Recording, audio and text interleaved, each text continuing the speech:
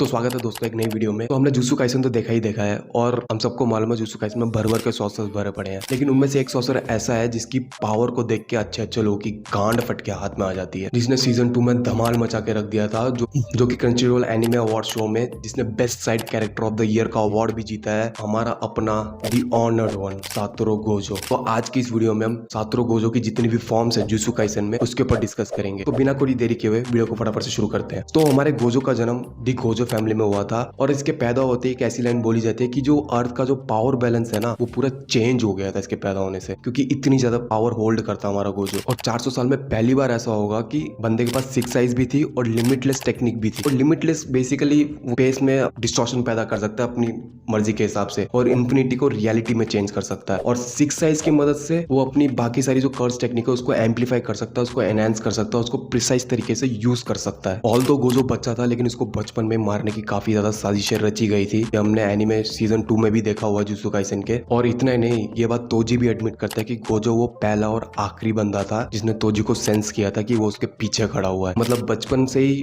Gojo एक अलग ही level पे था। और दूसरे नंबर पे जो फॉर्म आता है वो है स्टूडेंट गोजो। तो आगे जाके जब गोजो जुत्सु हाई स्कूल को ज्वाइन करता है गेटो और शोको के साथ, तो इधर वो अपनी पावर को सीख रहा होता है, लेकिन उसको अपने पावर के बारे में अच्छे से पता भी होता है और इस बात को उसे घमंड भी होता है। लेकिन ये घमंड उसका ज्यादा देर टिक नहीं पाता है क्योंकि उसके पास एक्सपीरियंस बिल्कुल नहीं था। क्योंकि सीजन 2 के स्टार्टिंग में हमने देखा था जो वो कर्स टेक्निक रिवर्सल रेड का यूज करता था वो यूज नहीं कर पाता है क्योंकि उसके पास एक्सपीरियंस ही नहीं था। और जब आगे जाके उसकी फाइट जब तोजी से होती है तब तो भाई बंदा एकदम बच्चों की तरह मार खाता है और मरते मरते बचता है। भाई इतनी बुरी हालत कर दी थी तोजी ने उसकी, और उसका एक ही कारण था, एक्सपीरियंस नहीं था गोजो के पास। और इसके बाद तीसरे नंबर पे जो उसकी फॉर्म है वो है रीअवेकनिंग गोजो। जब उसकी तोजी के साथ फाइट होती है, जब वो एकदम जिंदगी और मौत के बीच में ऐसे झूल रहा होता है, तब वो रिवर्स कर्स टेक्निक का यूज करना सीख जाता है। तो बेसिकली रिवर्स कर्स टेक्निक में होता यूं है कि अपने अंदर की जो कर्स एनर्जी है उसको पॉजिटिव एनर्जी में कन्वर्ट करके बंदा अपने आप को हील कर लेता है। उसको बोलते हैं रिवर्स कर्स टेक्निक। लेकिन ये रिवर्स कर्स टेक्निक गोजो नहीं है जो पहली बार यूज कर रहा था, ये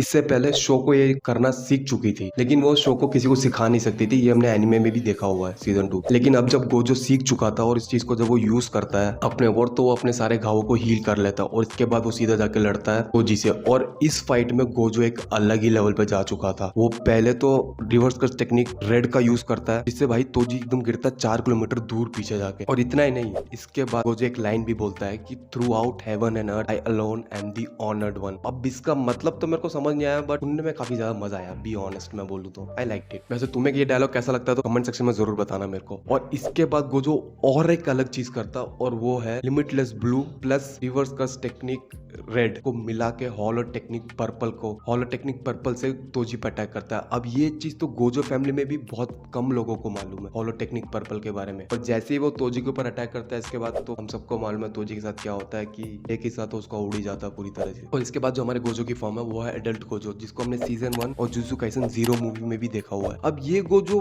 पिछले गोजो से अलग इसलिए था क्योंकि ये गोजो डोमेन एक्सपेंशन करना सीख चुका था। अब जुत्सु काइसन में डोमेन एक्सपेंशन बहुत ही ज्यादा इंपॉर्टेंट चीज है, एक बहुत ही ज्यादा खतरनाक अटैक है। जिन्होंने एनीमे मांगा देख रखा है, पढ़ रखा है, उन सबको मालूम होगा मैं किस बारे में बात कर रहा हूँ। और गोजो का डोमेन तो भाई लिटरली टॉप टियर डोमेन में आता है उसका, जिसको हम यूज होता हुआ देखते हैं सीजन 1 के एपिसोड 7 में। नाम शायद असॉल्ट है, आई एम नॉट रॉन्ग। अगर मैं गलत हूँ तो कमेंट सेक्शन में जरूर बताना। जब उसकी फाइट जोगो से होती है, और भाई क्या फाइट थी वो, मतलब ओहो मजा आ गया देख के वो फाइट। जिस तरह गोजो जोगो के साथ बच्चों की तरह खेल रहा होता ना उस फाइट में, मतलब गजब। और इसके बाद जब गोजो ये लाइन बोलता है ना 大丈夫でしょ。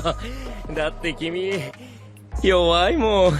तब तो भाई मैं समझ गया था कि क्या होने वाला जोगो के साथ। और जोगो जब गुस्से में अपना डोमेन एक्सपेंशन यूज करता है और उसको सरप्राइज करने के लिए हमारा गोजो अपना डोमेन एक्सपेंशन यूज करता है, तो भाई जोगो का डोमेन तो एकदम उड़ जाता है ऐसे हवा में, जैसे एग्जिस्ट ही नहीं करता है। अब बेसिकली गोजो के डोमेन में स्पेशलिटी ये होती है कि जो भी उसके डोमेन में होगा इन्फिनिटी वॉइड के अंदर दिमाग के अंदर अनलिमिटेड इंफॉर्मेशन डाल दी जाएगी, जिसकी वजह से वो हिल नहीं सकता, कुछ महसूस ही नहीं कर सकता वो, जब तक गोजो आके ऐसे उसका सर उखाड़ ना दे जोगो की तरह। और इस मोमेंट पे गोजो अपने आप को एकदम इनविंसिबल समझ रहा था, मतलब उसको कोई छू ही नहीं सकता है। और ये बात जब यूजी भी उसको पूछता है ना कि अगर सुकुना अपनी फुल पोटेंशियल पे आ गया, अपनी फुल पावर पे आ गया, तो क्या आप उसको हरा देंगे सेंसे? तो गोजो बोलता है हाँ काफी आसानी से। थोड़ी मुश्किल होगी मेरे को, बट अब अगली जो फॉर्म है वो है शिबुया गोजो। अब मैं शिबुया गोजो का ऐड इसलिए कर रहा हूँ क्योंकि शिबुया इंसिडेंट हुआ ही था गोजो को प्रिजन रूम में कैद करने के लिए, और जो कि काफी अच्छी तरीके से प्लान भी किया गया था केंजाकू के द्वारा। अब गोजो के पास डिसएडवांटेज ये था इसमें कि उसको सिविलियंस को भी बचाना था सभी कर्सेस से, और वो इसलिए अपना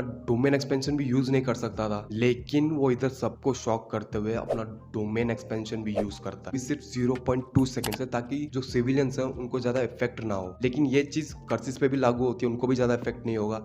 लेकिन इतना ही टाइम काफी होता है गोजो के लिए सभी कर्सिस को मारने के लिए, और वो इतना ही नहीं, 5 मिनट के अंदर 1000 से भी ज्यादा कर्सिस को मार देता है वो। लेकिन एंड में जाके केंजाकू उसको प्रिजन में कैद कर ही लेता है। लेकिन इससे एक चीज मालूम होती है कि गोजो सिचुएशन को काफी अच्छी तरीके से अडेप्ट कर सकता है, इसलिए मैंने शिबुया गोजो को इसमें ऐड किया था। और अगली जो फॉर्म गोजो के वो है गॉड लाइक फॉर्म अनसील गोजो। तो चैप्टर 221 में हम देखते हैं जब गोजो अनसील हो जाता है तो वो सीधा जाता है केंजाकू के पास उसको मारने के लिए, और जैसे ही उसको मारने वाला होता है तब उसके सामने आता है हमारा रियोमन सुकुना, जो कि मेगुमी की बॉडी के अंदर जा चुका था। स्पॉइलर मैं पहले ही दे रहा हूँ तुमको। और फिर ये दोनों डिसाइड करते हैं कि ये दोनों सीधा लड़ेंगे 24 दिसंबर को, क्रिसमस ईव वाले दिन। और इधर Gojo hollow technique purple 200% use करता है भाई। मतलब तुम ये पैनल्स देखो एक बार, मतलब मैं क्या ही बोलूं। और 200% वो इसलिए यूज कर पाता है क्योंकि उताहिमे की जो टेक्निक है ना, इनेट टेक्निक, वो बेसिकली ऐसी टेक्निक है कि वो किसी की भी सॉर्सरर की जो कर्स टेक्निक है उसको काफी ज्यादा इनहेंस कर देती है, काफी ज्यादा एम्पलीफाई कर देती है। ऑल तो सुकुना को इतना ज्यादा फर्क नहीं पड़ता, लेकिन बंदे की फटके हाथ में आ जाती है कि उसको लगता है कि अगर मैं इसके हॉलो टेक्निक पर्पल के सामने आया एक और बार तो मेरा खेल खत्म है फिर। और जब आगे जाके इन दोनों की डोमेन बैटल होती है तो स्टार्टिंग में तो दोनों इक्वल लगते हैं देखने में, लेकिन जैसे जैसे टाइम बीतता है तो हमें मालूम चलता है कि सुकुना के पास एक एडवांटेज ये है कि सुकुना के डोमेन का तो कोई बैरियर ही नहीं है जिससे कि वो गोजो के डोमेन के बैरियर को आसानी से तोड़ देता है। और अब तो गोजो सुकुना के स्लैशेस से भी नहीं बच सकता था, लेकिन गोजो का एक तरीका ये निकालता है कि वो सिंपल डोमेन का यूज करता है अपने आप को बचाने के लिए, और रिवर्स कर्स टेक्निक का यूज करता है अपने आप को हील करने के लिए। लेकिन इसके आगे जो गोजो करता है तो उसको देखे तो यूटा भी शॉक हो जाता है और मैं भी शॉक हो जाता हूँ। गोजो रिवर्स कर्स टेक्निक अपने आप को हील करने के लिए नहीं यूज कर रहा था, वो अपनी कर्स टेक्निक को रिकवर कर रहा था उससे।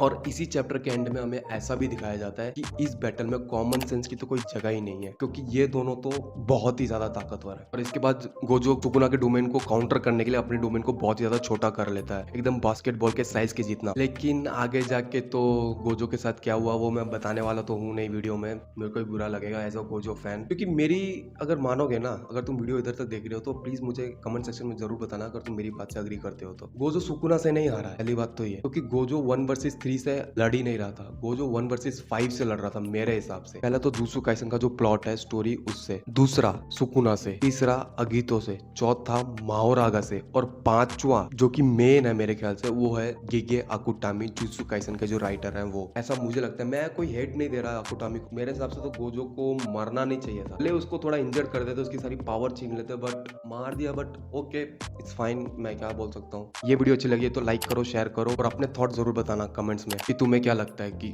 जुत्सु काइसन का एंड कैसे हो सकता है, कि कौन उसे हरा सकता है। और अगर चैनल पर नए हो तो सब्सक्राइब कर दो, मुझे 100 सब्सक्राइबर जल्द से जल्द चाहिए, प्लीज सब्सक्राइब कर दो चैनल। तक ले मिलते हैं नेक्स्ट वीडियो में, मत में।